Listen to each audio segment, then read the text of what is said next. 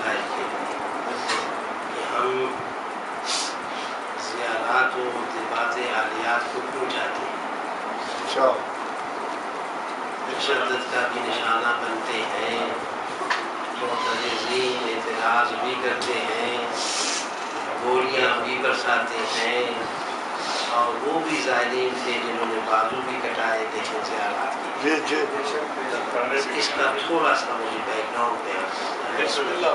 آپ لوگوں کی توجہ میری شامل حال رہے، جو بھی گھر سے مجلس کی نیت کے لیے چلتے ہیں، یقین جانے میرے پاس ٹائم نہیں کہ میں بیان کروں، اس پر نگاہ اظہار ہو جاتا چلتے کہ جو گھر سے خالص نیت لے کر یہ چلے کہ صفحے ماتم میں پچھلا اظہار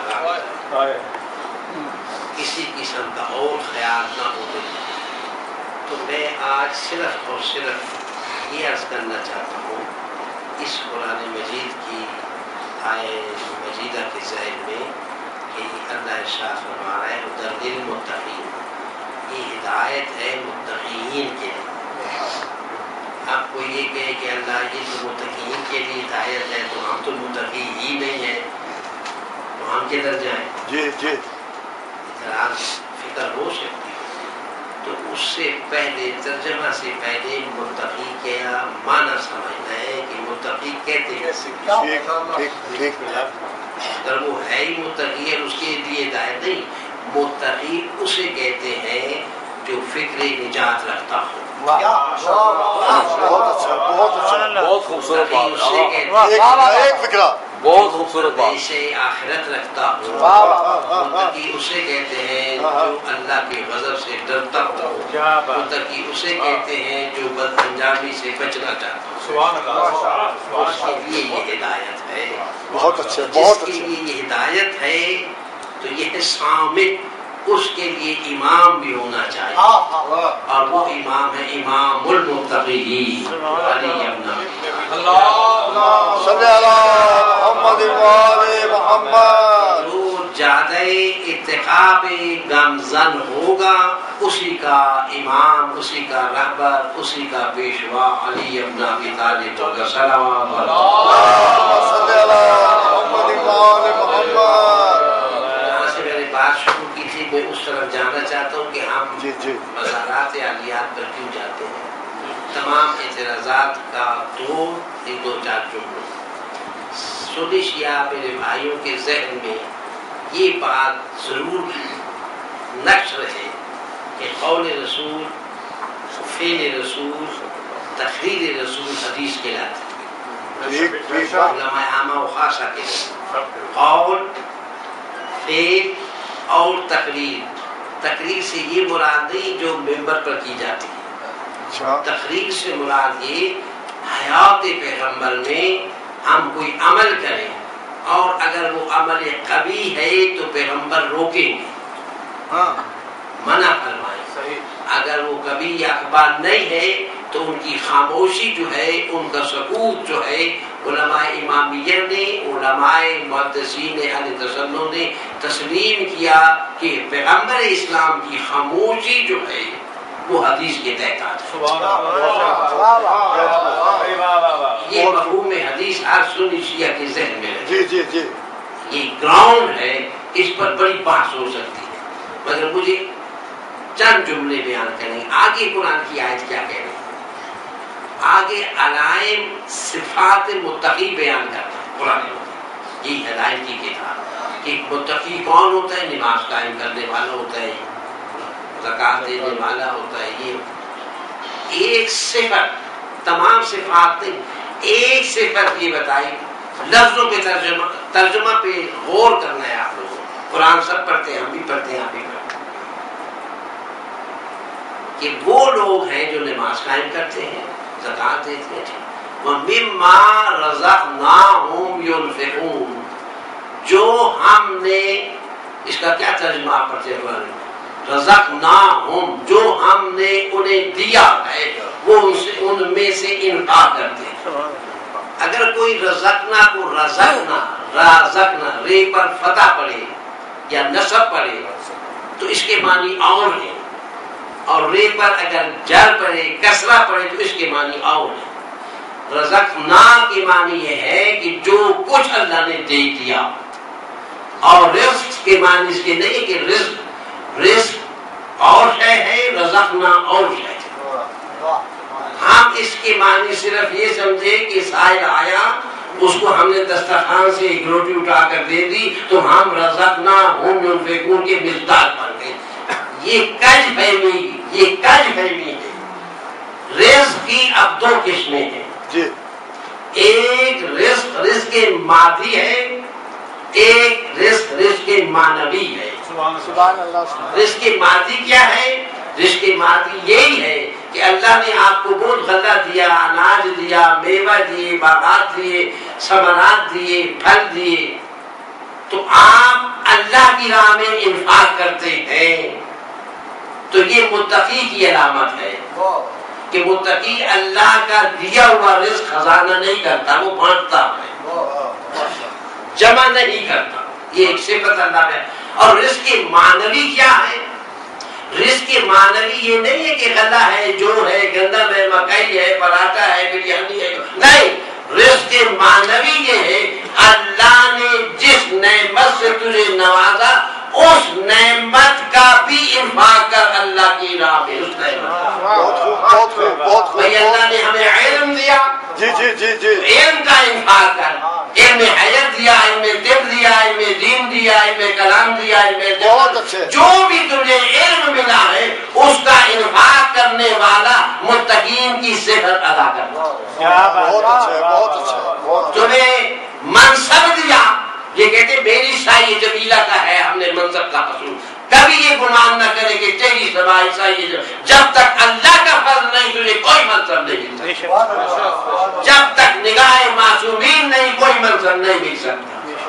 تو منصب کا بھی انفاق ہے، تمہیں اللہ نے وقار دیا، وقار کا بھی انفاق ہے، تجھے اللہ نے عزت بخشی، عزت کا بھی انفاق ہے، تجھے اللہ نے طاقت بخشی، طاقت کا بھی انفاق ہے، تجھے اللہ نے قوت بخشی۔ ہر جو صفت تیرے میں ہے میرا اللہ اس صفت کا انفاق جو ہے رزقناہم، بہت اچھے، بہت اچھے، بہت اچھے۔ صرف روٹی دینا نہیں، جی جی جی، رزق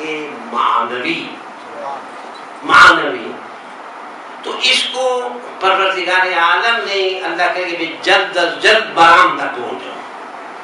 متقی کہاں ہے؟ کس کو؟ جو مادی و معنوی رزق کو بانٹتا ہے، جمع نہیں کرتا، یہ اس کی ایک صفت ہے۔ بعض مجھے میرا دل جلتا ہے تو میں ممبر سے ایک بات کرتا ہوں، اور میرے لباس کا اور ممبر کا تقاضا یہ کہ بات مجھے کرنی چاہیے۔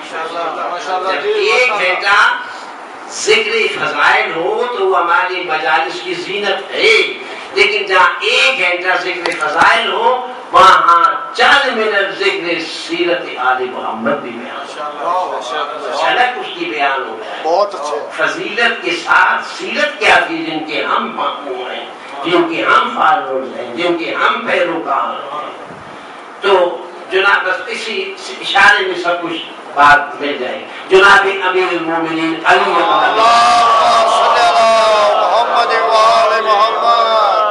اتفاق ہے کہ کوئی بڑی برجستہ شخصیت چندن سے آج ہی آئی، آج ہی ملاقات ہوئی، تو اس نے مجھے کہا کہ وہاں مستحقین نہیں ہیں، تو انجمن یا ادارہ وہ تمام زکوٰۃ فطرہ جمع کرتے ہیں، وہ کسی دوسرے ملک بھیج دیتے ہیں، تو میں کسی مستحق کا وہاں نام نہیں لیتا، اس لیے نہیں لیتا کہ مجھے اپنی عزت نفس عزیز ہے، یہ آج کی بات۔ تو میں نے وعدہ کیا کہ اس بات کا جواب ممبر سے کہ مجھے اپنی عزت نفس عزیز ہے۔ یاد رکھیں برادران ایمانی سنی شیعہ بھائی جو متقی بننا چاہتے ہیں کہ جو بھی اللہ کی دی ہوئی کسی نعمت سے انفاق کرتا ہے تو اس کی عزت میں اضافہ ہوتا ہے، دنیا میں بھی اور آخرت میں بھی۔ کیوں کہ عزت کس نے دی ہے؟ وہ تو عزت من تشاء و تذل من تشاء۔ بھائی عزت اللہ کہتا ہے میں دینے والا ہوں، جس چیز کو میں نے دیا اس کا انفاق کا تیری عزت میں اضافہ ہوگا، تیرے وقار میں اضافہ ہوگا۔ عزت عبادت خدا و رسول، اس سے کس کا بڑا مقام ہے، کون سا بڑا منصب ہے جو آپ کے پاس یا میرے پاس ہے؟ علی ابن ابی طالب بازار کوفہ میں جا رہے ہیں، دیکھا ایک بچی پریشان ہے، بس یہ میں نے بنیادی نقطہ بیان کرنا تھا جو کر دیا تقریباً. پریشان دیکھ رہے ہیں، بچی سے پوچھا کیوں پریشان ہے؟ کہا میری مالکن بڑی ضدی ہے، میں نے قصاب سے گوشت دیا، وہ مالکن واپس لیتی نہیں، گھر چھوڑتی نہیں، نوکرانی جو ہوئی خدمت کا، اور قصاب جو ہے وہ بڑا بدمزاج ہے، وہ مجھے دکان کے قریب پھٹکنے نہیں دیتا. تو اب میں کیا کروں؟ تو مولا نے فرمایا کہ علی کیا کرے تیرے لیے، تیری مالکن کے پاس جائے یا قصاب کے پاس جائے؟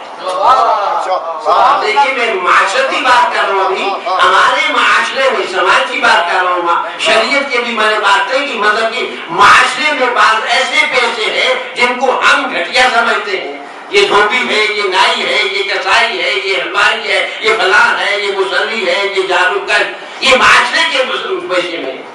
مگر پھر علی علیہ السلام نے یہ نہیں پوچھا کہ وہ اس کا پیشہ کیا ہے. ہمیں سب سے پہلے اللہ کا شکر گزار ہونا چاہیے کہ اس اللہ نے ہمیں حیوان پیدا نہیں کیا، انسان پیدا کیا. پھر ہمیں شاکر اور ممنون ہونا چاہیے کہ اس نے مسلمان پیدا کیا. پھر مزید شکر کہ اس نے ہمیں مومن بنایا، موالی بنایا، حقدار بنایا، محب اہل بیت بنایا، دشمن اہل بیت کی سب. یہ جتنے بھی مراتب ہمیں ملتے رہے جائیں، ہم اللہ کا شکر ادا کرتے جائیں تو یہ بھی انفاق ہوتا جائے گا اللہ کی دی نعمتوں کا. یہ تصور میں نہ رکھیں کہ اگر کسی کی مشکل کشائی کے لیے، کسی کی حاجت روائی کے لیے اگر زبان کو جنبش دے دی، یقین کرے بڑے وثوق سے، جتنا میرا قرآن اور اہل بیت کی سیرت کا مطالعہ ہے کہ اتنا اجر عظیم ہے کہ اس کا کوئی حساب نہیں کر سکتا. سلسلہ اپنی زبان کو ہلا، یہ زبان جو ہے نا درندہ بھی ہے اور یہ زبان جو ہے نجات کا ذریعہ بھی ہے، نجات کا ذریعہ بھی ہے. اس پر ابھی کوئی بات نہیں ہے. تو علی علیہ السلام اس قصاب کے پاس گئے، اس کا گوشت واپس لے گیا. اس نے سوء ادب کیا. سوء ادب کرنے کے بعد جناب امیر اس بچی کے ساتھ اس کے گھر روانہ ہو گئے. اب یہ آگے گئے تو پیچھے اس قصاب سے کسی نے کہا کہ تو نے پہچانے کی کون تھا؟ کہتا میں نے تو نہیں پہچانا، یہ امیر المومنین علی ابن ابی طالب تھے جس کی تو نے توہین کی ہے، گستاخی کی ہے، اور وہ جو شیر خدا ہے وہ چلے گئے. اب قصاب جو تھا واقعہ بڑا طولانی ہے. پہلے زمانے میں جو غزوات ہوتی تھی تو بڑے عرصے کے بعد ملاقاتیں ہوتی تھی. آج کل کا دور تو نہیں سائنس کا، ہیلی کاپٹر میں چلے گئے، ہوائی جہاز میں چلے گئے، ریلوں میں چلے گئے. وہ بھی محب علی تھا، آیا تھا مگر مولا علی سے اس کی محبت ملاقات نہیں ہوئی تھی. تو کسی نے جب کہا نا کہ یہ علی علیہ السلام تھے تو اس نے فرد محبت علی میں اپنا ہاتھ کاٹ دیا کہ تو نے سوء ادب کیا. ماں اب ادھر آذان کا وقت آیا، علی علیہ السلام مسجد میں گئے. جب مسجد میں گئے تو حسن اور حسین کو بلایا، کہا جاؤ اس قصاب کو لے آؤ جس نے میری محبت میں نادانی میں پہلے گستاخی کی، پھر میری محبت میں اپنے ہاتھ کو قطع کیا.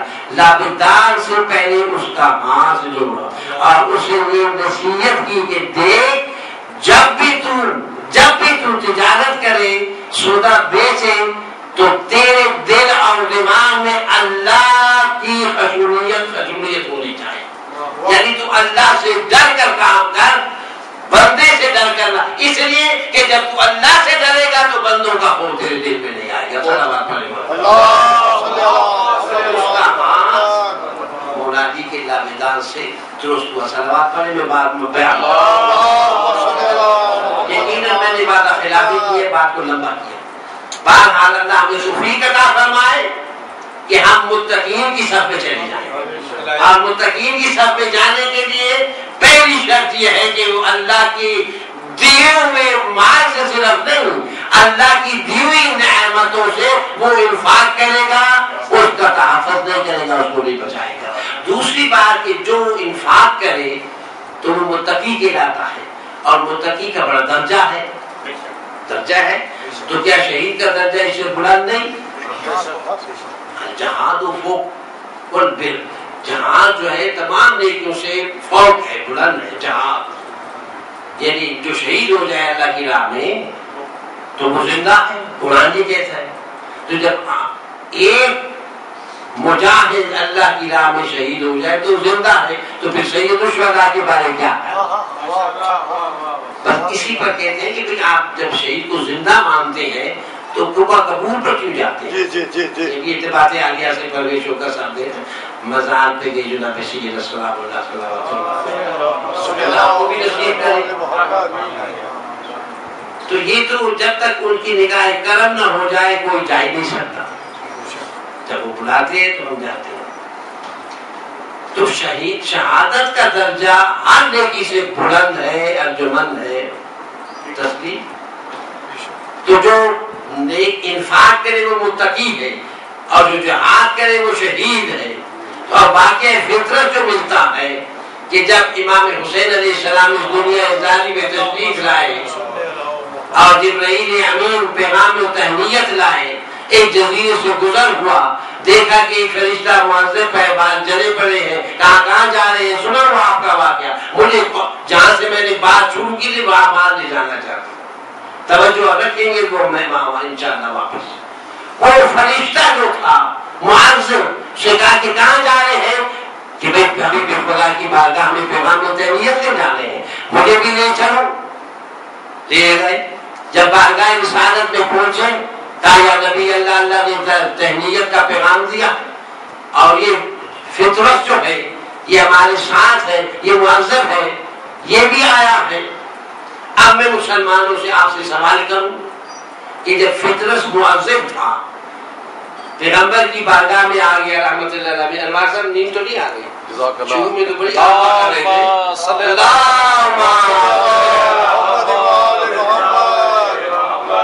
بارگاہ رسالت میں آ گئے، رحمت اللہ علیہ کے پاس آ گئے، تو بعد از خدا بزرگ تو یہ قصہ مختصر کیا پیغمبر اسلام اگر ہاتھ بلند کر کے کہتے اے رب العالمین اس کے بالوں پر عطا کر دے، سبحان اللہ، تو عطا ہوتے یا نہ ہوتے؟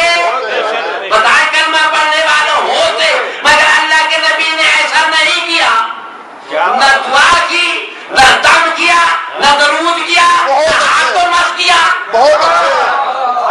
بھائی ہاتھ کی بڑی عظمت ہے، اس نبی کے ہاتھ جس کے پاؤں تلے ساری کائنات ہو، جس کے جوتوں کے نیچے ساری عظمتیں ہوں، اس کے ہاتھ کی کتنی عظمت ہو۔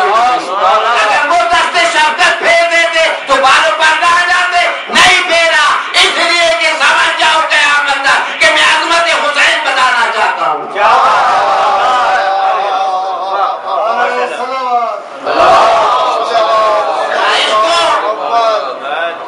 رسول فیل رسول تقریر رسول ذہن میں نہیں، اس کو میرے حسین کے گہوارہ سے مس کر دو، جھولے سے مس کر دو۔ دیکھیں جھولا اور شے ہے، امام حسین کا وجود اور جھولا لکڑی کا ہے، رسی کا ہے، رسمان کا ہے، نوار کا ہے، تانبے کا ہے، سونے کا ہے، ہیرے کا ہے، جھولا جھولا ہے، حسین حسین ہے۔ آج کو جھولے سے بس کر دو، کیوں کہ رحمت اللہ العالمین عظمت امام حسین کو سمجھتے ہیں اور سمجھانا چاہتے ہیں، سمجھانا چاہتے ہیں، سمجھتے ہیں اور سمجھانا کہ جہاں میرے نور نظر کا وجود ہوگا وہ فرش والے نہیں عرش والوں کے لیے بھی فیض آسانی ہوگا۔ اس لیے یہ فائل جو تھی، یہ مقدمہ جو تھا، یہ فرش کا نہیں تھا، یہ تو عرش کا تھا، یہ تو ادھر کی عدالت میں جانا چاہیے۔ تو بانا ہم نے پیغمبر یہ بتا رہے ہیں اپنے عمل سے، اپنے فعل سے، اپنے قول سے، اپنی تقریر سے کہ عظمت امام حسین کو سمجھو کہ ادھر کے مسئلے بھی ادھر حل ہوتے ہیں۔ اسی لیے کہتے ہیں شاہ است حسین، شاہ اور بادشاہ میں فرق ہے نا۔ کیا فرق ہے؟ وہ اجمیری صاحب تھے، جی جی خواجہ معین الدین اجمیری کا کلام ہے، جی جی جی زمین پر بیٹھے ہوئے تھے، بادشاہ کی سواری گزری، جی جی لوگ دوڑے، اب شاہ صاحب ہے، P S P S P S کے اور بھی مسائل حل کریں، جہاں بھی جائیں غریب طبقہ لگے گا کہ ہمارے کام کریں جی گے، یقیناً یہ ہمارے شاہ صاحب ہیں، دنیاوی منصب ان کے پاس رہا، کیسے طرح ان کی زندگی دراز کریں، آمین یہ اپنی کرسی کا کفارہ دیتے رہے ہیں اور دے رہے ہیں الحمدللہ۔ تو وہ بادشاہ جب گزرا تو لوگ بھاگے استقبال کے لیے، سلام کے لیے، یہ درویش بنے زمین پہ بیٹھے رہے، نہ سر جھکاتے ہیں، نہ ملتفت ہوتے ہیں، نہ دیکھتے ہیں۔ بادشاہ نے خود بھیجا اپنا نمائندہ کہ وہ دیکھو یہ کون ہے، کہ میں بادشاہ ہوں، میں جا رہا ہوں، سارے لوگ آ رہے ہیں ان سلام کے لیے، احترام کے لیے، آئی جی آ جائے تو سپاہی بدل جائے گا، وہ تو بادشاہ ہے۔ تو دیکھا تو وہ قاصد آیا یا نمائندہ آیا تو اس نے کہا تجھے پتہ نہیں کہ بادشاہ آ رہا ہے؟ وہ ملتفت تو ہوگا بادشاہ سے، وہ تو ملتفت نہیں ہوتا، بادشاہ خود آیا، خود آیا کہ ہے تو کون، کہ بھئی جو ریت آ گئی تو نہیں آ رہا، تو اس نے سر اٹھایا، کہا کیا تو کیا ہے؟ کہا میں بادشاہ، کہ تیرا باپ کیا تھا؟ وہ بھی بادشاہ، وہ بھی بادشاہ، تیرا دادا وہ بھی بادشاہ، اس کا باپ وہ بھی بادشاہ، 7 نسلوں تک گنی، کہا وہ کہاں ہے کہاں نہیں ہے، تو بھی نہیں ہوگا۔ فقیر کی نگاہ دیکھے، فقیر کی ادا تو دیکھے، یہ کہنے کے بعد کہا ادھر سے زمین پہ لکھا شاہ تو حسین، شاہ تو حسین، شاہ بھی یہ ہے، بادشاہ بھی یہ ہے، یہاں بھی اس کی حکومت ہے، وہاں بھی اس کی حکومت ہے۔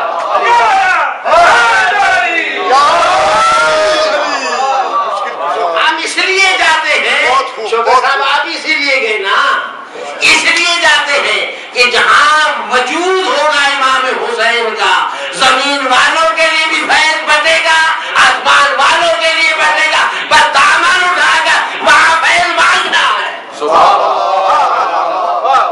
جتنا مانگیں گے یہ اللہ کا نظام ہے، اس میں نہ شرک ہے، نہ بدعت ہے، نہ گمراہی ہے، نہ ہاں کہتے ہیں شرک یاد رکھیں، شرک قبروں میں نہیں ہوتا، شرک مزاروں میں نہیں ہوتا، اگر مزاروں میں ہوتا تو علامہ اقبال کی قبر کو سلوٹ کیوں کرتے ہو؟ بتاؤ بھائی اس کی قبر کو نہیں کرتے تم اس کی فکر کو کرتے ہو، قائد اعظم کے جسم کو نہیں کرتے، اس کی قبر کو نہیں، اس کی فکر کو، اس کی خدمت کو کرتے ہو، سلوٹ کرتے۔ تو قبروں میں شرک نہیں ہوتا، شرک دل و دماغ میں ہوتا ہے۔ یہ قبر جناب سیدہ کا بھی آپ نے ذکر کیوں منہدم کیا کہ قبر سے اختلاف نہیں، صاحب قبر کی فکر سے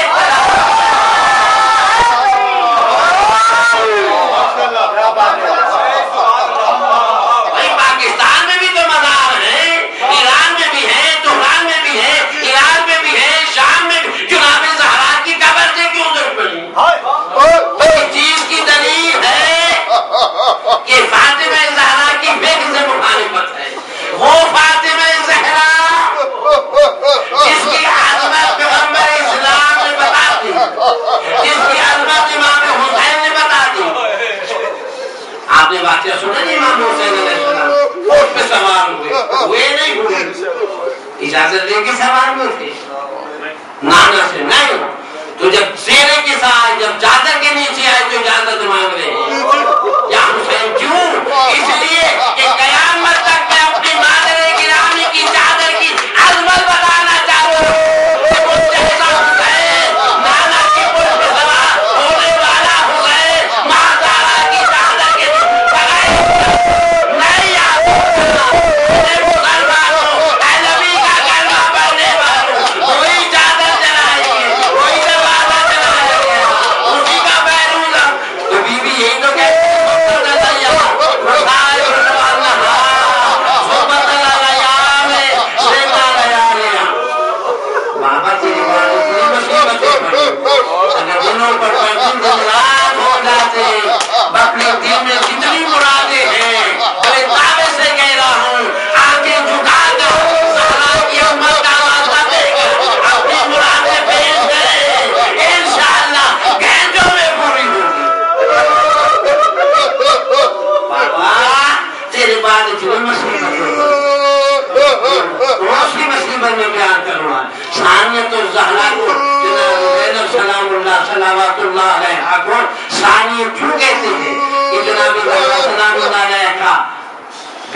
تھے،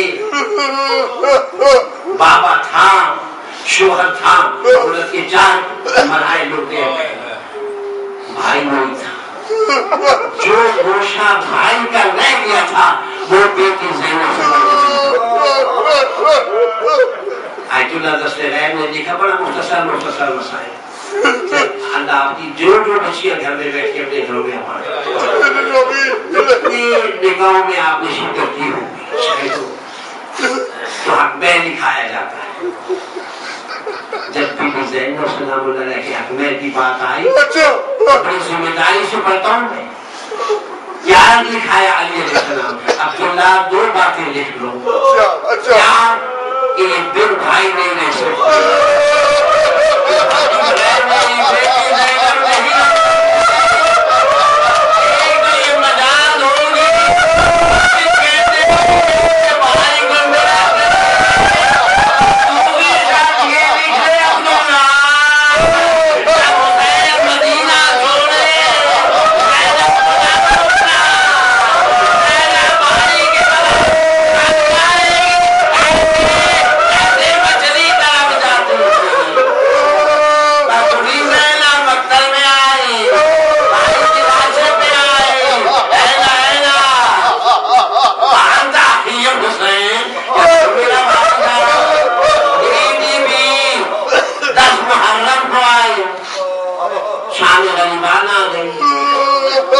اب علی کی بیٹی علی بن کر پہنا دے رہے.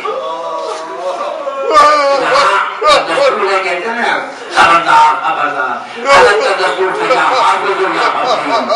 جب 3 مرتبہ چکر لگایا، ابھی آپ نے سنا نا خیام جنگ چکے تھے، جنگ چکی ہے، رسیاں جنگ چکی ہے، یتیم بچے چہرے آرام ہے، بیوی پیرا دے رہی ہے، پیرا دینے کے دوران سیاہی نمودار ہوئی.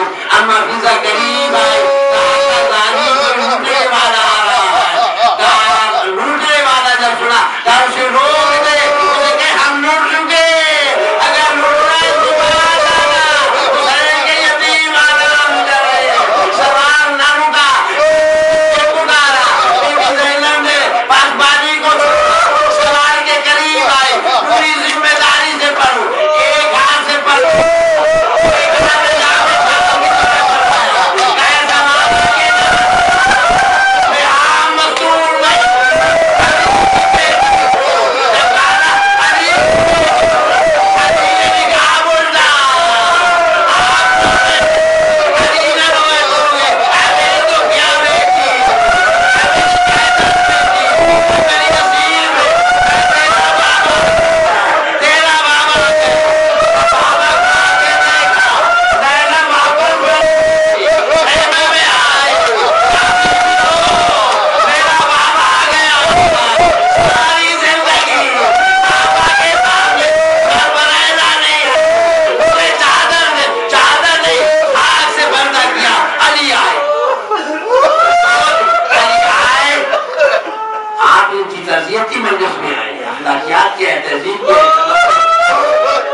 افسوس کریں گے آپ کے والد کا بڑا افسوس.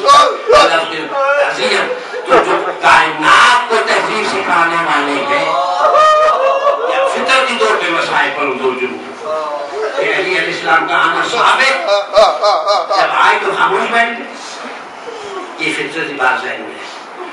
دوسری بات فطرتی طور پر جب بھی کسی گھر میں جو زیادہ کم سن ہے اس کے ساتھ زیادتی ہوئی ہو، وہ منتظر رہتا ہے کہ گھر کا بھڑا کب آئے گا. دو باتیں فطرتی ہے، جب آئے تو خاموش نہیں ہے. بہن بیٹی زینب کو ڈال دیا، ام کلثوم کو ڈال دیا، مادر قاسم کو ڈال دیا، مادر علی اکبر کو ڈال دیا. ایک ایک بیوی آتی ہے، مولا تعزیہ کر دے، دائیں بائیں دیکھ، بیٹی سے پوچھا حسین کی لاڈلی کہاں،